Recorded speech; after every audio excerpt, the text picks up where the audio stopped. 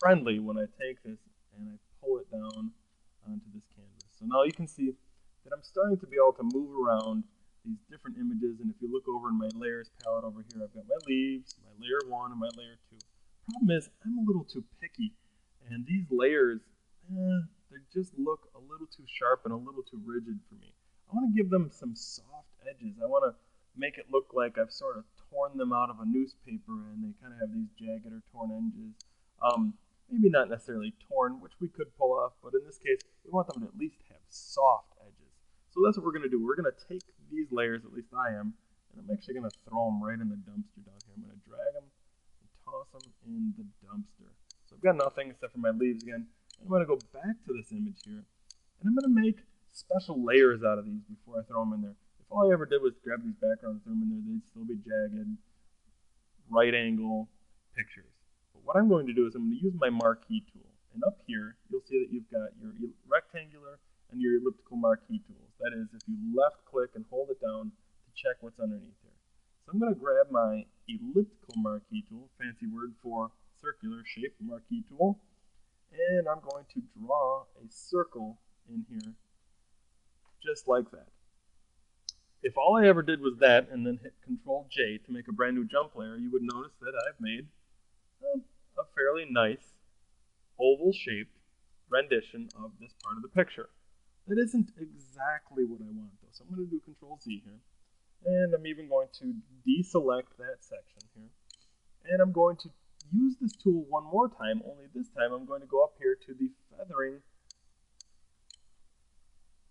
tool up here, or the feathering option, and I'm going to type in that I want it to feather by 30 pixels. If it feathers by 30 pixels, you'll see what happens here. I'm going to draw that same sort of oval shape and do that same technique, Control J, to make that jump layer. But now you'll see I have these fuzzy light edges. And you will also notice that as I drag this layer down into the leaves, it will have quite a different feel and appearance than my original picture did. I'm not going to drag the background, I'm only going to drag this layer.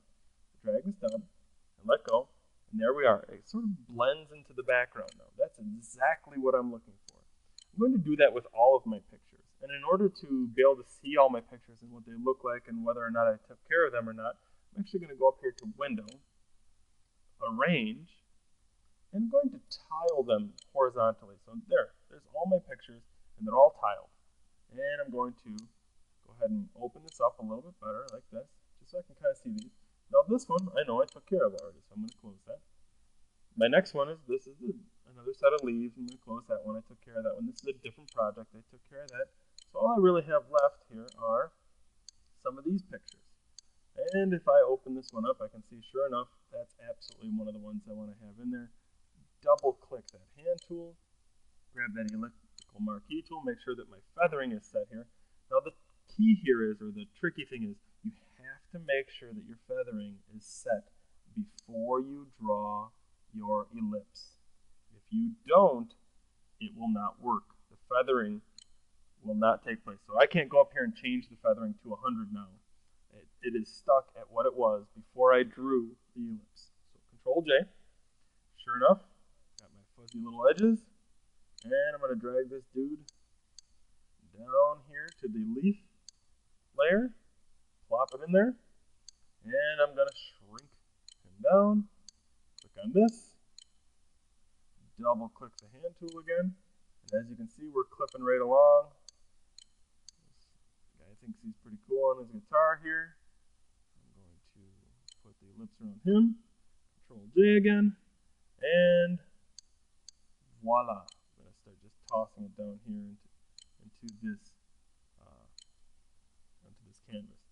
And once you get them down here, the last little step that I'm going to show you on your way to making a collage is that each of these layers can now be modified. For instance, let's say I think that this little family picture should be larger. Well, I locate the family picture, which happens to be right here. I can tell from the thumbnail, and I'm going to name it family so I don't lose it from now on. It needs to be modified. If I hold down Control and hit T, that gives me a little bounding box that actually allows me to transform it. Control T allows me to transform.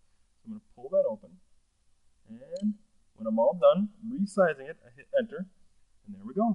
I have a picture that looks more appropriate, better size for me.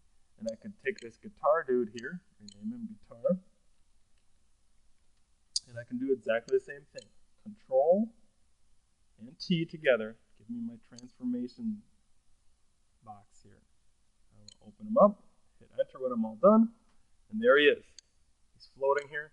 I can start adding text. I can keep adding more and more pictures in here. And I've got my yellow leaf background, so on and so forth.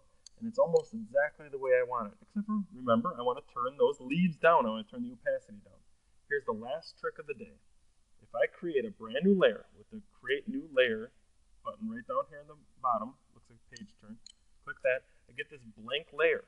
But I'm going to fill that in with white by holding down Control and hitting backspace.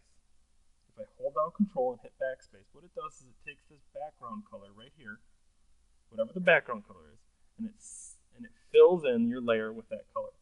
Well, right now I've completely ruined my leaves, and that isn't what I want to do. I'm actually going to take this layer and drag it underneath my leaves, which I could have never done if I had not unlocked those leaves.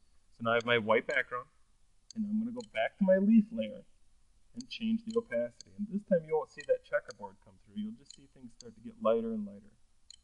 There we go. That's just about perfect. Maybe I'll turn it back up to about 64, and this will certainly make my wife happy.